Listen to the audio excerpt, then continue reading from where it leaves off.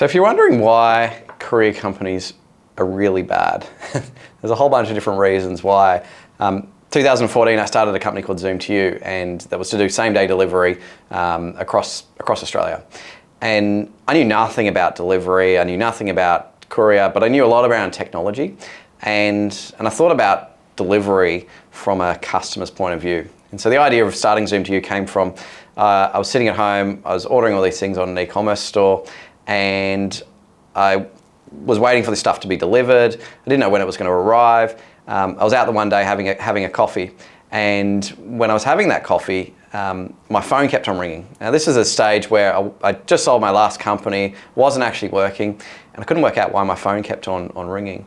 And it turns out I left the coffee, listened to the voicemail, and it was a courier sort of yelling at me basically because I wasn't at home, and he tried to deliver for like the third or fourth time, and he was super frustrated with the process. And it got me thinking, like, you know, this was a really bad experience for me, but it was also a really bad experience for the driver. And surely we could build some technology to connect the two people together. And so with that, started building Zoom2You. And so when you think about the traditional courier companies today, the customer and the courier are never connected. You never generally know when that driver is actually arriving.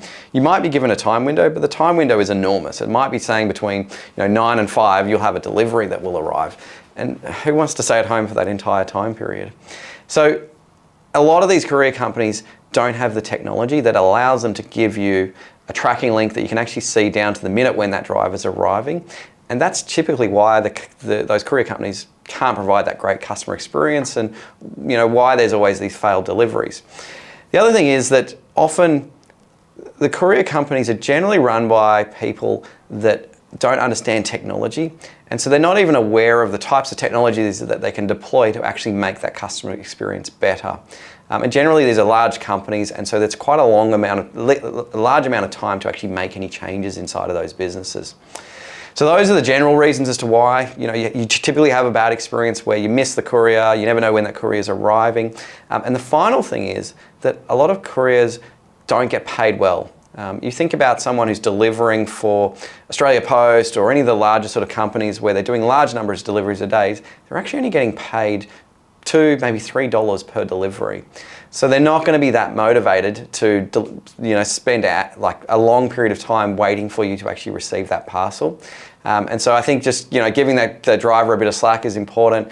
It's ultimately these big companies that need to figure out how they can actually improve that customer experience and use technology to enable the customer to be connected to that driver, to know when they're arriving, give them an estimated arrival time, give them the ability to actually receive a tracking link and actually select when they want that parcel delivered.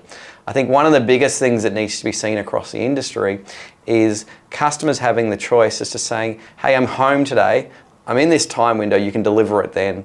And that's a way better customer experience, but it's a way better experience for the driver, and there's actually an environmental saving here as well. You're not traveling to a customer's home when they're not there. That whole journey is generating carbon, it's a complete waste and bad for the environment.